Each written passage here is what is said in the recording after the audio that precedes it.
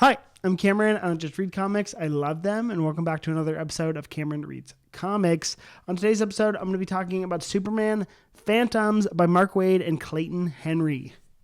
Okay, for accessibility, Mark Waid has always wanted to write Superman. He's the freaking biggest Superman fan, I'd say, in the comic book industry.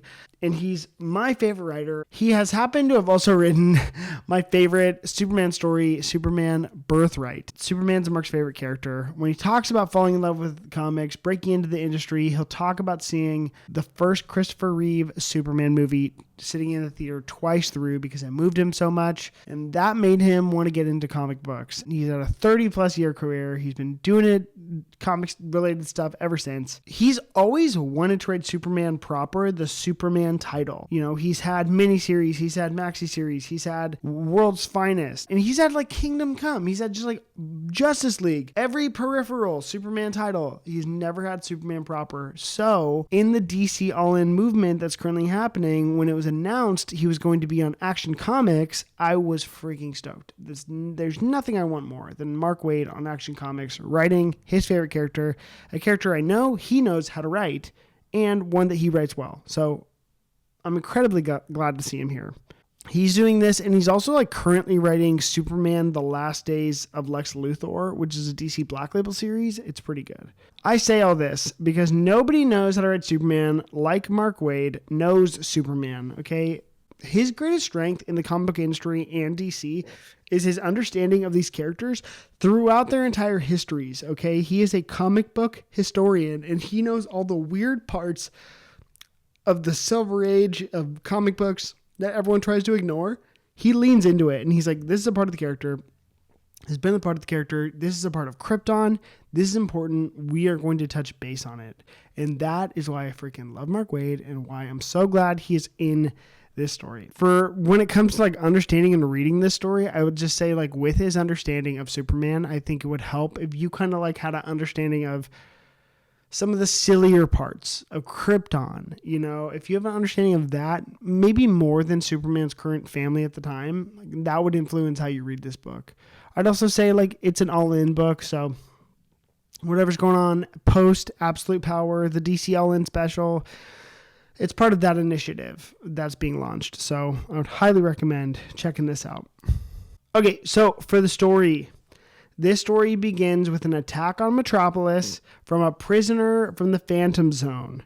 The Phantom Zone projector, the device that Superman uses to put people in the Phantom Zone, has a crack in it. And so now some of the villains are escaping. There's so much about the Phantom Zone that Superman doesn't know. So he decides to go and check it out. Clark doesn't have his powers while he's in the zone because it's made from Kryptonian technology. Thus, we can kind of understand that it has a red sun keeping all those villains alive. So Superman will also be under a red sun. Therefore, he doesn't have powers. So he makes these bracelets that have yellow solar power distributed to him every time he needs to use his powers. It's kind of like I have this power battery that I'm working through all the time. In the Phantom Zone, Superman comes head to head with a villain known as the Phantom King. This was the first Kryptonian ever planted and placed in the Phantom Zone ever, so he knows it better than anyone. Spoiler warning. Now, you've been warned. Superman teams up with Mon-El to fight the Phantom King. Through this battle, he finds his way back to Krypton, meeting Jor-El and Lara. So he's at Krypton right before it blows up. He fights the Science Council. It's pretty gnarly. And that's basically only like halfway through the story, and I left a lot out, but this story explores the Kryptonian half of Superman. And I think a lot of people don't pay attention to that.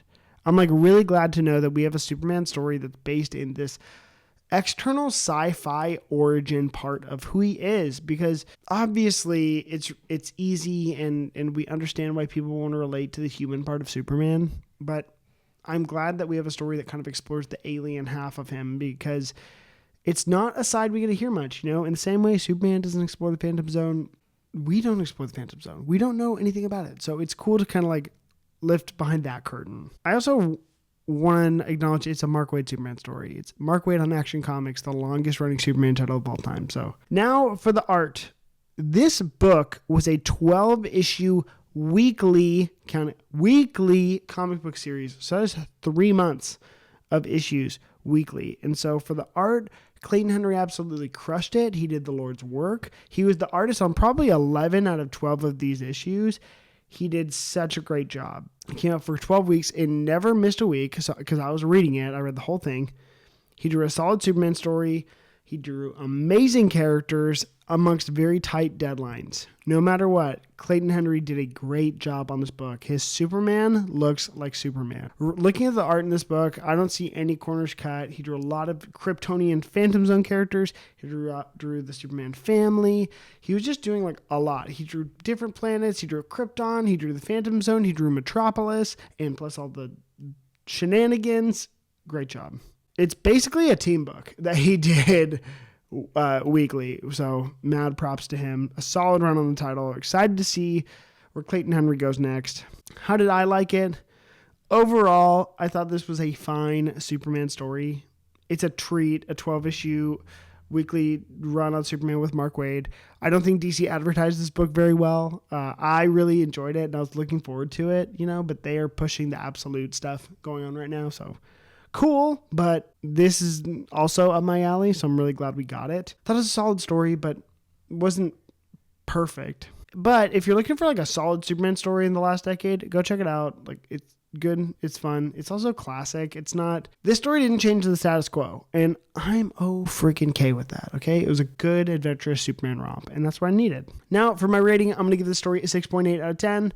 It was solid, it wasn't absolutely perfect, but it's Mark Waid on Superman, and I subscribe to that. So, my name's Cameron. I don't just read comics. I love them. Maybe go check out Superman Phantoms. I'll see you guys next time.